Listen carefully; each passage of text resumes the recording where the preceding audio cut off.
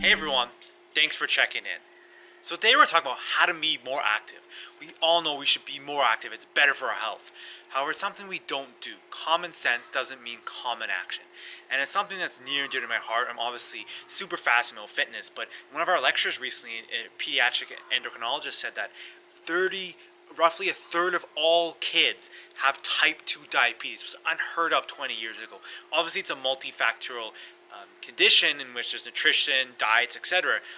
But there was a great quote from this really esteemed physician. Essentially what he was saying was kids never exercised before to keep their waist trim and to be fit and to avoid diabetes. They did it because it's what the environment allowed them to do. And now our environment, and we have great advances with technology, it's not anti-technology, anti-cars, etc. But we've tend to be totally unaware of kind of the negative detrimental effects, even though there's been so many benefits of cars, computers, this camera I'm looking at, supercomputers, Instagram, Facebook, social media. There's a lot of great things, but we tend to fail to recognize all the negative, harmful aspects of it. And one's including the lack of movement in our society. So in this video, I'm going to give you 10 tips in 5 minutes or less that can help you kind of jumpstart your day and get more activity and really help consciously engineer your day and your life to incorporate movement so you can not only be the best you can be, but also be healthy, because our health is our wealth. So the first one is always take the stairs. I know there's sometimes where I kind of being lazy, but I'll make excuses, but really just become aware of those excuses and realize, hey, I'm going to kick ass and take these stairs no matter what.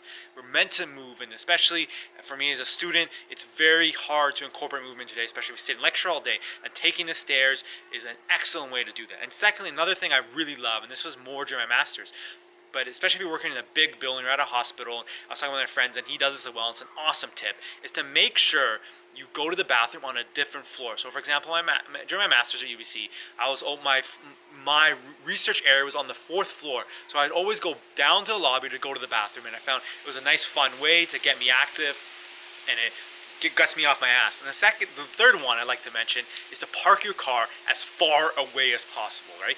I know I was at the Good recently with my grandmother, and I park right in front because she's away in a knee replacement. If I'm there, I park my ass all the far back. And it seems like people laugh at me, but at the end of the day, it's like, hey, that's an extra couple minutes of exercise I'm gonna get that I wouldn't, and I'm trying to mitigate the negative effects of sitting in the car all day.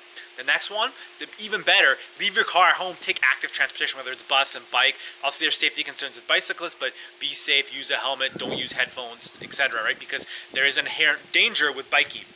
This one I love, and this was a tip I read in a great book recently, and it's don't keep your wastebasket right next to you. Put your wastebasket as far away during your workstation, because it's going to get you up off your ass automatically. And this is, again, redesigning your environment so that it's built-in movement. It's not something you have to consciously think about and use your willpower, because at the end of the day, if you have to rely on willpower, it's not going to last, and you're going to go back into your old habits.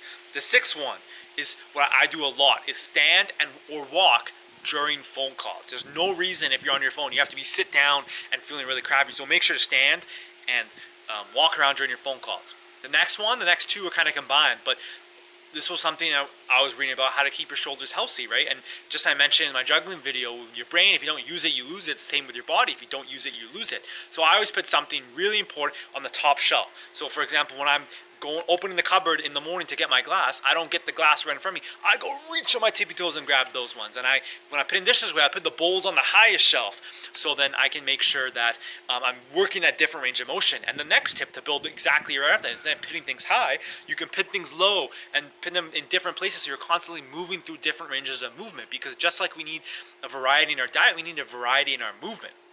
And lastly, the second to last, is screw coffee breaks. Take a movement break. There's so many times where you just feel absolutely lethargic. I'm studying at home today and I felt really crappy, and I'm just really tired. My mind's kind of glazed over. I'm just staring at the computer screen. So instead, I go out for a nice, beautiful walk in nature. And I've done previous videos about the benefits of nature, but you can check that out. And just moving all of a sudden, I don't need freaking caffeine. And lastly, the last one is to relocate your study or work environment. So I like to say, become a library tourist. And it's something I used to do at Boston University Live. I don't do as much at UBC, but UBC is a beautiful campus, so I've made sure to kind of explore different avenues and find different places to study. Don't go to the same spot. It'll help and kind of improve your attention, because if you only study in the same spot, our learning tends to be state and location dependent, so kind of improving different areas we learn, which will help improve your learning. So I hope you enjoyed these 10 tips in 5 minutes or less. Now get moving.